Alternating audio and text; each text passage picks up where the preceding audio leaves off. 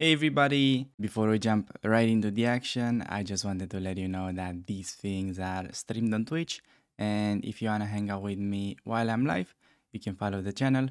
Will be the first link in the description. Okay, getting the white pieces. Gonna be trying out Little London, but okay, when they're playing out the French move or the knight f3 c5 could be a bit annoying because we can't really get it into like a proper London, so we need to start this way so that on c5 there is e3. And now we simply get back into like the normal lines. Knight f6, e3, expecting knight c6 in these kind of readings. Bishop d6 also very fine, of course. a6 definitely goes more into the sidelines region where we don't really need to be bothered by this because we can just play the normal London setup, c3, bishop d3, knight e5. And now it's important to do this move because if you start bishop d3 right away, there is c4. So if they play c4, we have queen c2 simply in that position and focus for the e4 break. And on cd, always take with the e pawn. Open up the e file, bishop d3, knight e5 type of ideas. Could also castle short.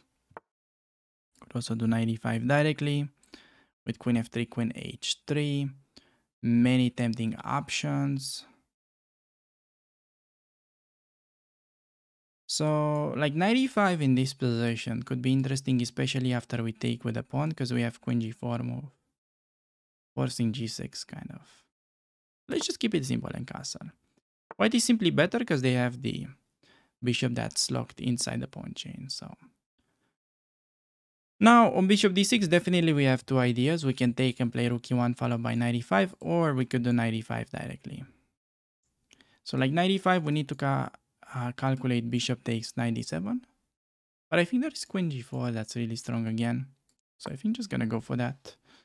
Queen c7, simply rook e1. That looks good. Knight d7, knight c6 loses a piece. So our opponent simply castling. I think we can just go for something like rook e1. Bishop e5, take it with a d-pawn. People in low rated games always take with a knight and get a pretty nasty fork. Whenever you get a knight onto e5. That's actually one of the most powerful London tricks. That they always just take it with a knight and you get a fork. So issue with this move is that knight h5 is never a theme after we play knight e5 because the queen is covering that square and that diagonal. So you can just cash in onto the free knight, threatening a little checkmate. So probably will do g6 or just resigns the game and we managed to get it. Alright, get a new game. Gonna be trying out another little London. So we see e6 again. Like if you do knight f3 c5, might take away from us the possibility of entering the London. So just gonna do this with the idea to meet c5 with e3. And yeah, like knight f6, just e3. I think this is the move order that I recommend in my course. See a pretty strange knight c6. I guess he'll combine it with d5 and we could transpose into the normal Chigori lines, but he decides to play it with d6, which is not really theory. But yeah, queen e7, I guess he just wants bishop d7 castle, and I guess this is just mainly meant against bishop d3 because he has e5, e4. So that's like the only thing we really need to watch out for. So for this reason, we could play bishop e2.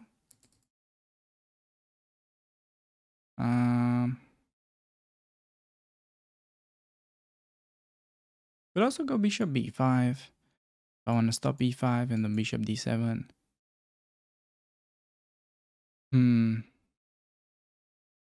Yeah, maybe I'm not sure I want to actually give up my light squared bishop, so I want to reconsider that idea. So how do we deal with this? Like we could play c4, but with the knight being already committed to d2, that's never really a plan. Like mainly we play c4 and we combine it with knight c3. So going pawn c4 is never a great idea with the knight on d2. Now it's mainly about probably pushing e4 in the future, but let's see. Because he's gonna do e5, I think. Considering something like h3, a5, and de. De, bishop h2. But then e4 is a little bit annoying. So like knight c4. Oh, maybe that's the way to go. And after this move e5, we just take everything now. I don't think e5 works after this move. We managed to force something like d5. I think we could even simply go back. And he has no push. So he's preparing the long castle.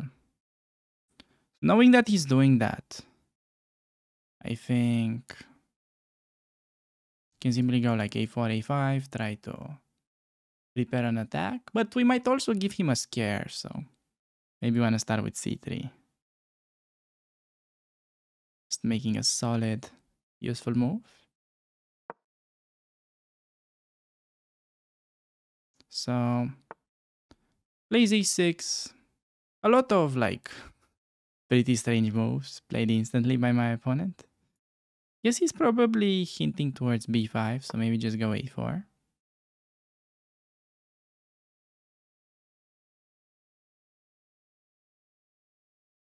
The idea is that b5 would take and rook will remain under attack. So, wow, he just goes back.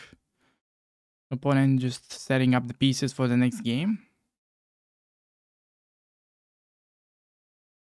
Could just continue developing, could make a square for the bishop. Not really that concerned about knight h5, to be honest. Worst case scenario, we can let him take. I think we just get a little bit of development, why not? And after d5, we could do knight e5, but we're exchanging his misplaced knight, so we can just prefer to go back. And now knowing that e5 is no longer a theme, might actually consider to activate with bishop d3. So after knight e4, first thing that I'm generally considering is taking, creating a weak pawn. We could play like knight g5 or knight e2, try to pile up on that weak pawn, but not sure if it's actually too appealing here. And maybe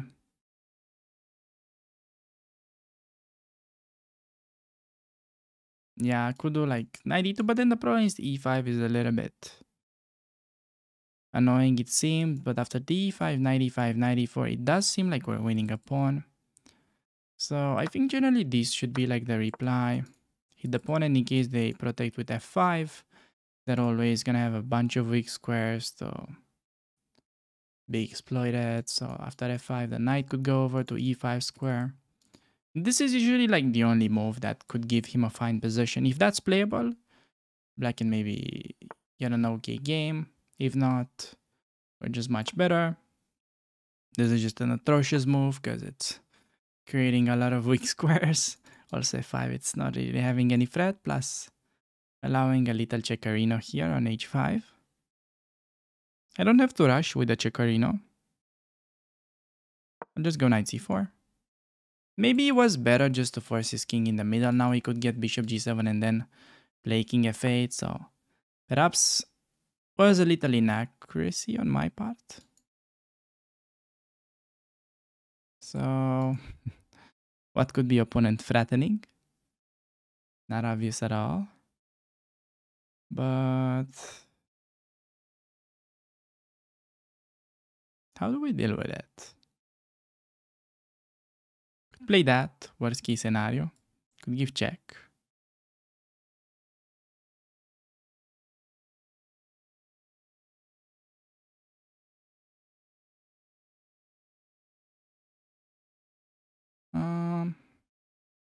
I would really love to keep my London bishop.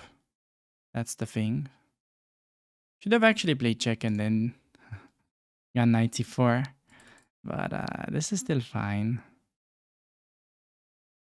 Just trying to come up with like the best version. I don't like f3 moves because of f4. Same with f4 because of the en passant. So I think maybe just checking potentially. And then on king f8, f4. Or maybe even f3. Because then his king is going to be a little misplaced. I think that's the best thing to do in this position, because like king f8, f3, f4, fe, he takes, we castle, rook f7, actually get to maybe win the queen on a good day. And against this, I think knight e5 is kind of crashing. Knight takes. Looks like taking with a d pawn is quite appealing, forcing king c6. Take that king to a walk. Also, this is not bad either. But I feel like the king on c6 should be exploitable somehow. Maybe that was mistake, because he's ready to play b6, king b7. And I have just got a little bit excited, but I have a feeling a5 is good now. Threatening queen a4. So if he tries b6, we open up the file at least. So it's still not completely safe, but he's safer than you would expect, I would say. That move just allows the check, and it's clearly bad. b5, queen e4, and we get the pawn checkmate, I would assume. And king d5, maybe long castle. That looks like a funny move to play.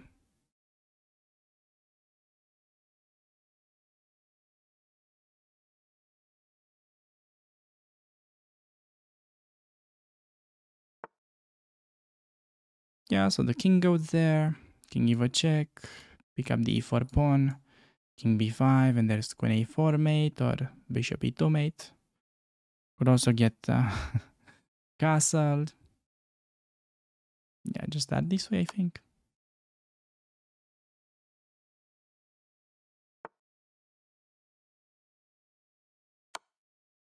Pick up this check.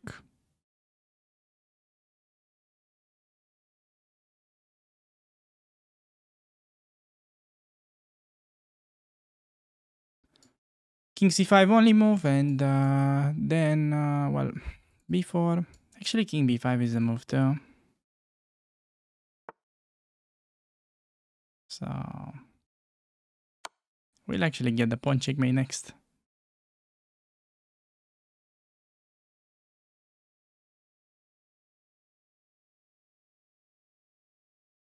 Yeah, I could castle long, but it's like no longer coming with a check. That's the issue. So, okay, when you get the pawn checkmate, you're always forced to, so that's why we played it this way. Hey everybody, thanks a lot for making it this far into the video. And if you're interested in checking out my London system course, will be the first link in description. So thanks again, and I'll see you around on the channel. Take care.